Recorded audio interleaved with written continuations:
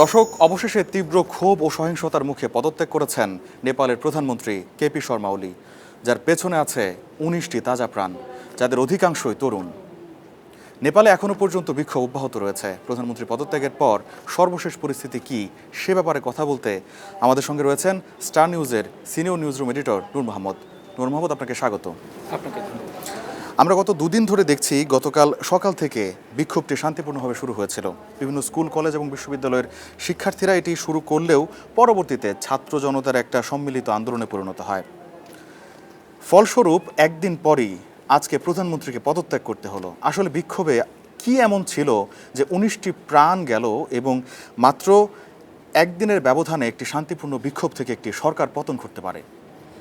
দেখুন, বিষয়টি আসলে খুবই মর্মান্তিক। একদিনে যে ১৯ জন তাজা প্রাণ চলে গেল, এটি আসলে এদের বয়স কিন্তু ঠিক এই ১৮, ২০, ১৫, যারা একেবারেই স্কুলের শিক্ষার্থী, কলেজের শিক্ষার্থী। আপনি দেখে থাকবেন যে কালকের যে বিক্ষোভটি সকালবেলা শুরু হয় কাঠমান্ডু সহ আশপাশের যেই শহরগুলো রয়েছে সেখানে, এই বিক্ষোভগুলোতে দেখবেন যে স্কুল ড্রেস পরা ছেলেমেয়েরা কিন্তু রাস্তায় নেমে এসেছিল। তারা শান্তিপূর্ণভাবেই বিক্ষোভ শুরু করেছিল। এক পর্যায়ে যখন সেই পার্লামেন্টের কাছাকাছি এলাকায় পৌঁছায়, তখন আসলে পুলিশের সঙ্গে সংঘর্ষটা বেঁধে যায়। এক পর্যায়ে সেটি দিন গড়িয়ে বেলা গড়িয়ে যখন বিকেল হয়ে যায়, তখন পরিস্থিতি আরও বেশি উত্তপ্ত হয়ে ওঠে। এক পর্যায়ে কারফিউ পর্যন্ত জারি করতে হয়। কিন্তু এর মধ্যে যেটি হয়েছে, সেখানে শুধুমাত্র রাবার বুলেট বা সাউন্ড গ্রেনেড যেটি বলি না কেন, এর সঙ্গে কিন্তু তাজা গুলিও কিন্তু ব্যবহার করেছে, যার কারণেই মূলত এত সংখ্যক প্রাণহানি, তাও একটি মাত্র যে ৮-১০ ঘন্টার ব্যবধানে কিন্তু এতগুলো প্রাণ ঝরে গেছে। এই বিষয়টি মূলত গোটা যে সরকার ব্যবস্থা সেটিকে কিন্তু নাড়িয়ে দিয়েছে। আপনি যেমনটা বলছিলেন যে আমরাও একই কথা বলছি যে একদিন বা দুদিনের ঘটনা প্রবাহ এটি, কিন্তু এটার শুরুটা কিন্তু একদিন বা দুদিন আগে ঘটেনি। আমরা জানি যে একটি ঘটনাকে কেন্দ্র করে মূলত সামাজিক যোগাযোগ মাধ্যম নিষিদ্ধ করা হয়েছে। ফেসবুক, ইউটিউব, ইনস্টাগ্রাম সহ ২৬টি প্ল্যাটফর্ম নেপাল সরকার নিষিদ্ধ করেছে। মূলত এটি ছিল এই বিক্ষোভের কারণ। এটি কেন নিষিদ্ধ করা হলো, কিংবা এর পেছনের ঘটনাটা কি, সেটা একটু বলবেন। দেখুন, বিষয়টি আসলে যদি আমাদের একটু ব্যাখ্যা করতে হয়, তাহলে আমাদের গত মাসে যেতে হবে। সেটি হলো গত মাসের ১৭ অগাস্ট একটি আদেশ দেয় দেশটির সুপ্রিম কোর্ট। সেখানে বলা হয়েছিল যে ফেসবুক, ইউটিউব, ইনস্টাগ্রাম এবং এক্স সহ অন্যান্য যেই সামাজিক মাধ্যমগুলো রয়েছে, সেগুলো আসলে নেপালে পরিচালিত হচ্ছিল উইদাউট আপনার পারমিশন, অর্থাৎ রেজিস্ট্রেশন ছাড়া কিন্তু সেখানে ব্যবসা করা হচ্ছিল। দেশটির সরকার চাচ্ছিল যে এই প্রতিষ্ঠানগুলো আসলে নিবন্ধিত হোক তাদের তথ্য মন্ত্রণালয়ের অধীনে। কিন্তু সেটি যে বিষয়টি এমন পর্যায়ে গিয়েছে যে তারা এর আগেও শুধুমাত্র যে সুপ্রিম কোর্টের যেই রায় সেটি নয়, এর আগেও আসলে বারবার সরকার তাগাদা দিয়েছিল যে তোমরা আসলে যদি ব্যবসা করতে চাও তাহলে আমাদের দেশের যে নিয়ম সেটি মেনে তোমরা রেজিস্ট্রেশন করো। কিন্তু বারবার এই নোটিশ দেওয়ার পরও এই প্রতিষ্ঠানগুলো আসলে রেজিস্ট্রেশন করছিল না। পরে সরকার যেটি করেছে, সরকার বাধ্য হয়ে আদালতে গিয়েছে। আদালত সেখানে রায় দিয়েছে যে এটি যেন দ্রুত রেজিস্ট্রেশনের আওতায় আসে। সবশেষ যেটি হয়েছে যে সরকার গত ২৮ অগাস্ট একটি নির্দেশনা জারি করে যে আগামী ১ সপ্তাহের মধ্যে এই প্রতিষ্ঠানগুলোকে সরকারের যেই নিবন্ধন সেই নীতিমালার আওতায় আসতে হবে। কিন্তু সেই প্রতিষ্ঠানগুলো এই সর্বশেষ নোটিশ পাওয়ার পরও কিন্তু তারা নিবন্ধিত হয়নি। সেই নিবন্ধন না হওয়ার কারণে মূলত এই গত যে ৪ সেপ্টেম্বর এদিন কিন্তু সরকার তাদের যে নীতিমালা সিদ্ধান্ত সেটির আলোকে এই সেবাগুলো বন্ধ করে দেয়। সেখানে বন্ধ করা হয়েছিল ফেসবুক, ইউটিউব, ইনস্টাগ্রাম, এক্স সহ সব মিলিয়ে গণমাধ্যমের তথ্য বলছে যে ২৬টি সামাজিক যোগাযোগ মাধ্যম আসলে বন্ধ করা হয়েছিল।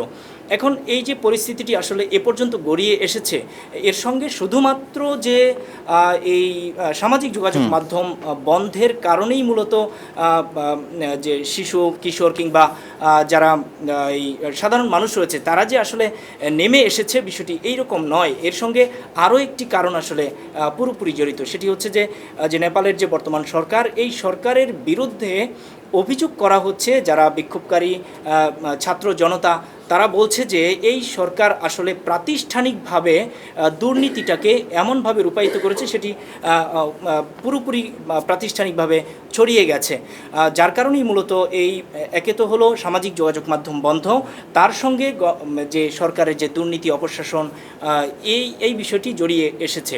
সব মিলে বিষয়টি একদিনের ব্যবধানে একে তো হলো ১৯ জন ছাত্র জনতা কে হত্যা করা হয়েছে, অন্যদিকে আবার এ ধরনের দুর্নীতি অপশাসন, দুটো মিলে সবশেষ এটি পরিবর্তিত হয়েছে সরকার পতনের আন্দোলনে, এবং সেটি সবশেষ আমরা দেখলাম।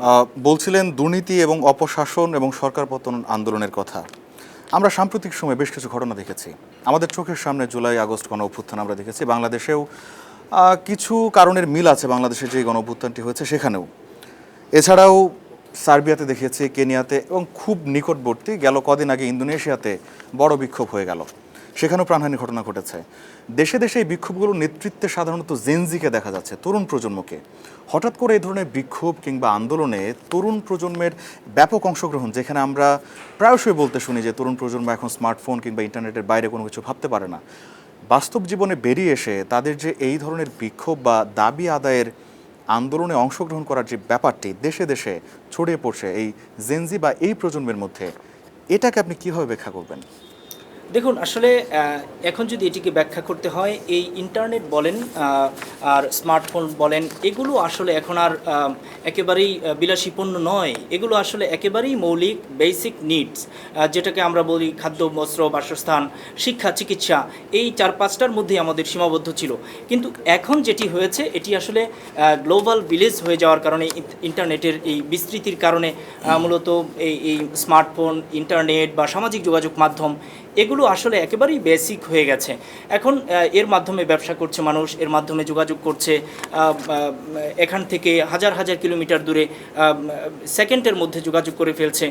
তো এই যে পরিষেবা, এগুলো যখন বন্ধ করে দেওয়া হয় সরাসরি, তখন আসলে মানুষ ক্ষুব্ধ হবে, এটি কিন্তু খুবই স্বাভাবিক, এবং সেটি আসলে হচ্ছে।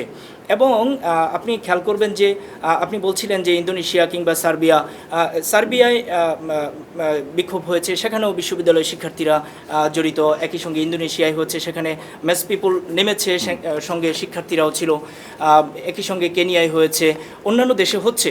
কিন্তু এখানটাতে যে শিক্ষার্থী কিংবা কম বয়সী মানুষ যে নেতৃত্বে চলে আসছে, এটি মূলত ব্যাপার হচ্ছে যে সামাজিক যোগাযোগ মাধ্যমের যেই শক্তি, সেটি আসলে আমরা দেখছি।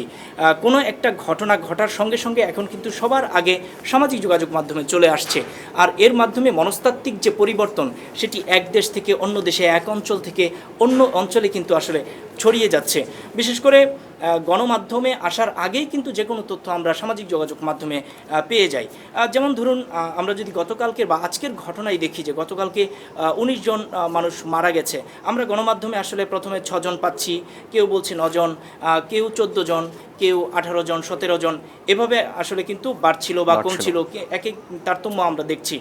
কিন্তু সামাজিক যোগাযোগ মাধ্যম বন্ধ থাকার পরও যে এই বিস্তৃতিটা ঘটেছে, মূলত তাদের মধ্যে যে ভিপিএনের ব্যবহার কিংবা অন্যভাবে তারা আসলে তথ্যগুলো আসলে পেয়ে যাচ্ছিল, যার কারণে সরকার যদিও এই তথ্য প্রযুক্তি যে মাধ্যম, সামাজিক যোগাযোগ মাধ্যমগুলো বন্ধ করেছে, কিন্তু সেটি আলটিমেটলি কিন্তু বন্ধ করা যায়নি।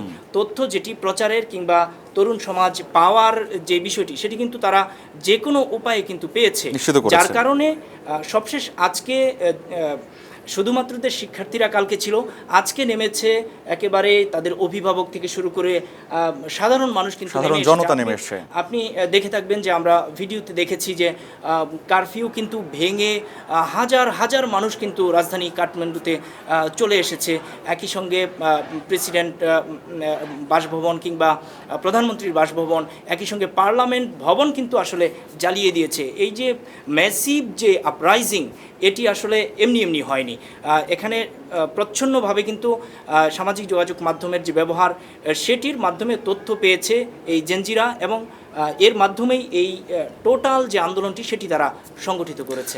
আরেকটা বিষয় যুক্ত করতে চাই, আমাদের সহকর্মী শেখ আশিক নেপালে আছেন, তিনি আমাদেরকে সেখান থেকে জানাচ্ছিলেন সেখানকার শিক্ষার্থীরা বলছেন যে এই আন্দোলনের পেছনে বাংলাদেশের জুলাই আগস্টের ঘটনার একটা অনুপ্রেরণার কথা কিন্তু শিক্ষার্থীরা বলছেন। আপনার সঙ্গে শেখ আশিকের কথা হয়েছে, সে ব্যাপারটা একটু বলবেন। নিশ্চয়ই তিনি সেখানে বাংলাদেশ নেপালের ম্যাচ কাভার করতে গিয়েছিলেন, কিন্তু গিয়েই পড়েছেন এই বিপদের মুখে।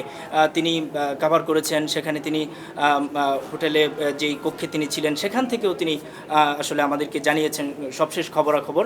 কিন্তু যেটি গতকালকের খবর, তিনি অনেকের সঙ্গে কথা বলেছেন যারা একেবারেই কম বয়সী, 18, 19, 20 এই বয়সের যে শিক্ষার্থীরা রয়েছে, তারা বলেছে যে আমরা রিসেন্ট টাইমে আমরা বাংলাদেশের যেই আপরাইজিং যেটি আমরা দেখেছি, এই গণ অভ্যুত্থান আমরা দেখেছি, সেখান থেকে আসলে আমরা অনুপ্রাণিত হয়েছি। তাদের বক্তব্যটি হচ্ছে যে সরকার যেহেতু অনিয়ম দুর্নীতিতে ডুবেছে এবং প্রাতিষ্ঠানিকভাবে এটি বিস্তৃতি ঘটেছে এবং ছড়িয়ে পড়েছে, তারা আসলে এ থেকে একটি পরিত্রাণ চায় এবং যেটি বাংলাদেশে ঘটেছিল সেটি আবার সেখানে ঘটেছে। এর সঙ্গে যদি আমরা আরেকটু যাই, আমরা ইন্দোনেশিয়াতে ঠিক রিসেন্ট টাইমে এই গত সপ্তাহে দেখলাম যে সেখানে পার্লামেন্ট মেম্বারদের যে বেতন সেটি অস্বাভাবিকভাবে বাড়ানোর কারণে কিন্তু সেখানকার মানুষজন নেমে এসেছিল রাস্তায়। একই সঙ্গে সার্বিয়ায় আমরা গত সপ্তাহে দেখেছি যে সেখানে যে অপশাসন, দুর্নীতি, অনিয়ম সরকারের বিরুদ্ধে অভিযোগ করছে এবং সেখানকার বিশ্ববিদ্যালয়ের শিক্ষার্থীরা কিন্তু আসলে মাঠে নেমে এসেছে। সুতরাং এই একটি ঘটনাকে আরেকটা ঘটনা সারা বিশ্বব্যাপী আসলে কিন্তু ছড়িয়ে যায়। এর আগে আপনি যে আরব স্প্রিং যেটি আমরা দেখেছি, সেখান থেকে মূলত এই রিসেন্ট এই 1 দশকের মধ্যে এই ঘটনাগুলো কিন্তু আসলে বিস্তৃতি ঘটেছে। আচ্ছা, আমরা শেষ করব, খুব সংক্ষেপে জানবো। আমরা এখনো পর্যন্ত আমাদের হাতে যে তথ্য আছে আমরা জানতে পেরেছি নেপালের প্রধানমন্ত্রী কেপি শর্মা ওলি তিনি দেশ ত্যাগের পরিকল্পনা করছেন। গুঞ্জন আছে তিনি দুবাই পালিয়ে যেতে পারেন। সেনাবাহিনী প্রধানও তাকে এই ব্যাপারে পরামর্শ দিয়েছেন। আপনার কাছ থেকে খুব সংক্ষেপে এই শেষ বিষয়টা জানতে চাবো যে এখন কি ঘটবে। এখন আসলে যেটি ঘটার তিনি পরিকল্পনা নিয়েছেন, আমরা গণমাধ্যমের তথ্য থেকে জানতে পেরেছি যে তিনি আসলে দুবাইয়ে যাওয়ার জন্য মনস্তাত্ত্বিক যে একটা সিদ্ধান্ত সেটি তিনি নিয়েছেন। একই সঙ্গে তার আসলে দেশ ত্যাগের যে বিষয়টি সেটি আসলে ঘটবেই, সেটি তিনি দুবাই যান কিংবা তাকে মনে করা হয় যে তিনি চীনপন্থী রাজনীতিবিদ, তার যে সরকারের যে কাঠামো সেটি চীনের সঙ্গে ঘনিষ্ঠতা বাড়ানোর জন্য তিনি সম্প্রতি আপনি জানেন যে চীন সফর করেছেন, সেখানকার যে সম্মেলন ছিল সেখানে তিনি গিয়েছেন, সেখানে চীনের প্রেসিডেন্টের সঙ্গে তিনি বৈঠক করেছেন, দ্বিপাক্ষিক নানা বিষয় নিয়ে আলাপ করেছেন। কিন্তু এখন বলা হচ্ছে যে তিনি দুবাইয়ে যাওয়ার জন্য তার যে প্রাইভেট জেট রয়েছে সেটিতে তিনি যাবেন। কিন্তু যে 19 জন যে ছাত্র জনতাকে হত্যা করা হলো এবং 2 থেকে 300 মানুষ কিন্তু এখনও ম্যাসিভলি আপনার আক্রান্ত হয়েছে। তো এই মানুষগুলোর যে দায় সেটি কিন্তু এখনকার যে সরকারি দলের যে এমপিরা রয়েছেন, মন্ত্রীরা রয়েছেন, এমনকি বিরোধী দল তো অবশ্যই বিরোধিতা করছেই, এই 2 পক্ষ থেকেই কিন্তু কেপি শর্মা ওলি কিন্তু চাপে রয়েছেন। গতকালকে যে বৈঠকটি হয়েছে তিনি পরিস্থিতি শান্ত করতে না পেরে তিনি মন্ত্রিসভার বৈঠক ডেকেছেন, সেখানে তিনি বড় ধরনের তোপের মুখেই পড়েছেন। সরকারি দলের এরই মধ্যে আপনি জানেন যে স্বরাষ্ট্রমন্ত্রী গতকালই পদত্যাগ করেছেন। আজকে কেপি শর্মার যে পদত্যাগ সেটির খবর আসার আগেই আমরা খবর পেয়েছি যে কৃষিমন্ত্রী পদত্যাগ করেছেন, একজন সচিবও পদত্যাগ করেছেন। তো এই যে তার বিরুদ্ধে টোটাল মানুষের বা সরকার বেসরকারি পুরো কাঠামোটি যে তার বিরুদ্ধে চলে গেল, অন্যদিকে সাধারণ মানুষও তার বিরুদ্ধে চলে গেল, তার তো আসলে এই দেশে নেপালে থাকাটা আসলে নিরাপদ নয়। যেহেতু তার বিরুদ্ধে এখন লিগ্যাল চার্জ গঠন হবে, তাকে বিচারের মুখোমুখি হতে হবে, এই বিষয়টি থেকে তিনি আসলে এড়িয়ে যাওয়ার জন্যই কিন্তু এখন তিনি দেশ ত্যাগের জন্য চেষ্টা করছেন। আরেকটি বিষয় আপনাকে একটু জানিয়ে রাখি, এই বিষয়টা আলোচনায় আসা দরকার যে এই যে আন্দোলনটি এখন পর্যন্ত চূড়ান্ত রূপ নিল এটি কিন্তু এমনি হয়নি। গত কয়েক মাস ধরেই কিন্তু সরকারের যে মন্ত্রী এমপিদের বিরুদ্ধে যে আর্থিক অনিয়ম দুর্নীতির যে অভিযোগ করা হচ্ছে, যেটি সবশেষ আমরা এখন দেখলাম আজকে, এটি বলা হচ্ছে যে তাদের মন্ত্রী এবং এমপিদের যে সন্তানরা তারা আসলে বিদেশে পড়ালেখা করছে। এটি আপনি জানবেন যে এই তৃতীয় বিশ্বের দেশগুলোতে এমনটাই ঘটে যে রাজনীতিবিদদের সন্তানরা আসলে নিজ দেশে পড়ালেখা করছে না। এটি অনেক ক্ষেত্রেই ঘটে, বাংলাদেশ, ভারত কিংবা পাকিস্তান বলেন, আশপাশের দেশগুলোতে এমনটাই ঘটে আসলে। এবং নেপালের ক্ষেত্রেও সেটিই ঘটেছে।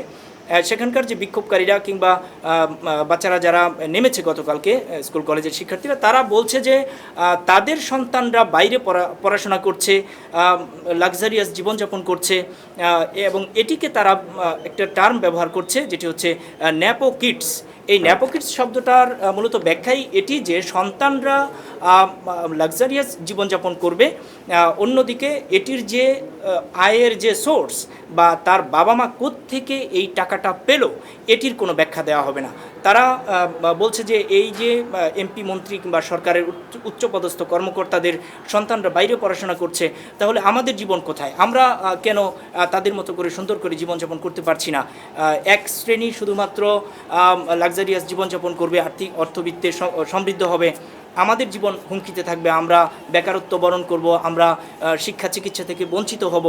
এই যে বিষয়গুলো, এগুলো কিন্তু হ্যাশট্যাগের মাধ্যমে তারা ব্যাপকভাবে প্রচার করছিল। আরেকটি বিষয়, যে সরকার কেন এটি বন্ধ করছে, যে 26টি গণমাধ্যম বন্ধ করেছে, সেখানে বলা হচ্ছে যে নিবন্ধন করেনি এজন্য বন্ধ করেছে। কিন্তু আরও একটি ব্যাখ্যা রয়েছে যে সরকার বলছে যে এই যে গণমাধ্যম, সামাজিক যোগাযোগ মাধ্যমগুলো ব্যবহার করে সরকারের বিরুদ্ধে কিংবা প্রচ্ছন্নভাবে, পরোক্ষ বা প্রত্যক্ষভাবে সরকারের বিরুদ্ধে আসলে মিস ইনফরমেশন প্রচার করা হচ্ছিল, যে কারণেই মূলত তারা এই সিদ্ধান্তটি নিয়েছে। সব কিছু মিলিয়ে যদি বলা যায় যে এখনকার যে কেপি শর্মার যে পরিণতি, সেটি আসলে এই দেশে নেপালে থাকলে তাকে অবশ্যই এই সাজার মুখোমুখি হতে হবে, বিচারের মুখোমুখি হতে হবে।